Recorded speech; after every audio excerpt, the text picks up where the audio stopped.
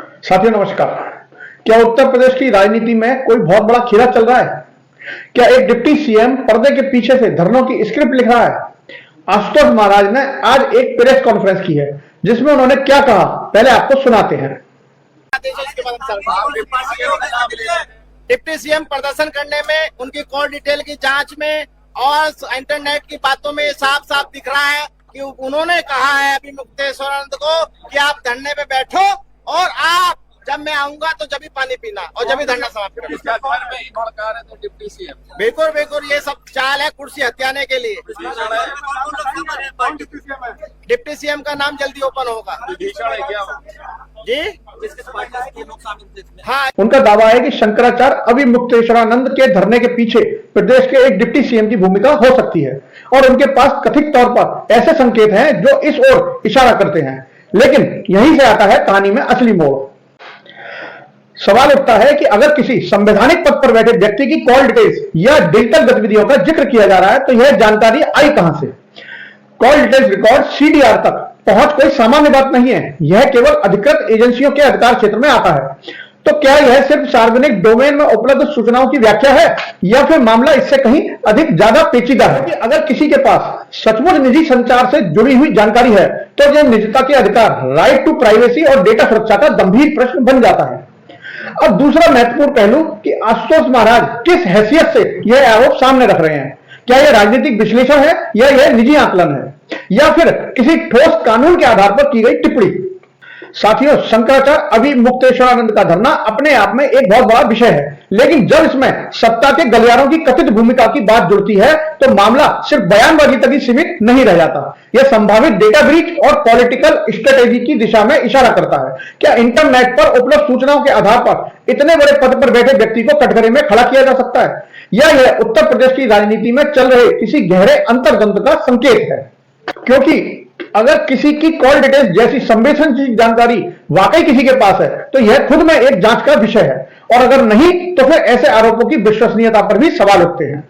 यह मामला सिर्फ एक प्रेस कॉन्फ्रेंस पर बयान का नहीं रहा, यह निजता, राजनीति और सार्वजनिक जवाबदेही तीनों के चौराहों पर खड़ा एक बड़ा प्रश्न बन चुका है। दोस्तों, सीधा सवाल एक आपसे, क्या यह सिर्फ राजनीतिक घटनाक्रम है, राजनीतिक बयानबाजी है या फिर किसी नए घटनाक्रम का ट्रेलर है? अपनी राय कमेंट बॉक्स में जरूर लिखें। वीडियो को शेयर करें ताकि चर्चा तथ्य और तर्क के आधार पर आगे बढ़े। चैनल को सब्सक्राइब करें और जुड़े रहें हमारे साथ। जय हिंद, जय भारत। साथियों नमस्कार। क्या उत्तर प्रदेश की राजनीति में कोई बहुत बड़ा खेला चल रहा है? क्या एक डिप्टी सीएम पर्दे के पीछे से धरनों की स्क्रिप्ट लिख रहा है? आशुतोष महाराज ने आज एक प्रेस कॉन्फ्रेंस की है जिसमें उन्होंने क्या कहा, पहले आपको सुनाते हैं।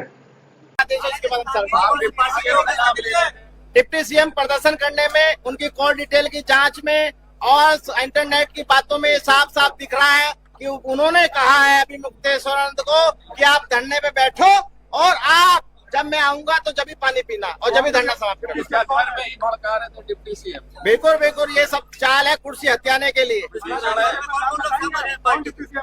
डिप्टी सीएम का नाम जल्दी ओपन होगा जी।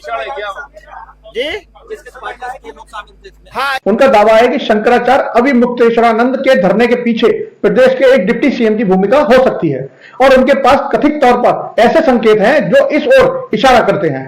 लेकिन यहीं से आता है कहानी में असली मोड़। सवाल उठता है कि अगर किसी संवैधानिक पद पर बैठे व्यक्ति की कॉल डिटेल्स या डिजिटल गतिविधियों का जिक्र किया जा रहा है तो यह जानकारी आई कहां से?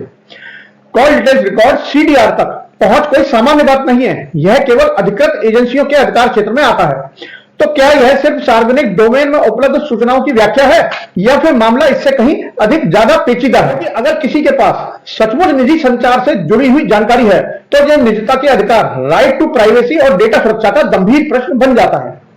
अब दूसरा महत्वपूर्ण पहलू कि आशुतोष महाराज किस हैसियत से यह आरोप सामने रख रहे हैं।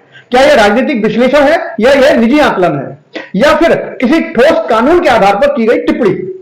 साथियों, शंकराचार्य अभी मुक्तेश्वरानंद का धरना अपने आप में एक बहुत बड़ा विषय है, लेकिन जब इसमें सत्ता के गलियारों की कथित भूमिका की बात जुड़ती है तो मामला सिर्फ बयानबाजी तक ही सीमित नहीं रह जाता।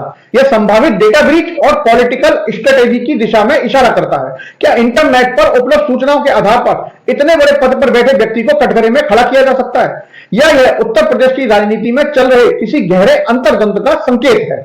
क्योंकि अगर किसी की कॉल डिटेल्स जैसी संवेदनशील जानकारी वाकई किसी के पास है तो यह खुद में एक जांच का विषय है, और अगर नहीं तो फिर ऐसे आरोपों की विश्वसनीयता पर भी सवाल उठते हैं। यह मामला सिर्फ एक प्रेस कॉन्फ्रेंस पर बयान का नहीं रहा, यह निजता, राजनीति और सार्वजनिक जवाबदेही तीनों के चौराहों पर खड़ा एक बड़ा प्रश्न बन चुका है। दोस्तों, अब सीधा सवाल एक आपसे, क्या यह सिर्फ राजनीतिक घटनाक्रम है, राजनीतिक बयानबाजी है, या फिर किसी नए घटनाक्रम का ट्रेलर है? अपनी राय कमेंट बॉक्स में जरूर लिखें। वीडियो को शेयर करें ताकि चर्चा तथ्य और तर्क के आधार पर आगे बढ़े। चैनल को सब्सक्राइब करें और जुड़े रहें हमारे साथ। जय हिंद, जय भारत।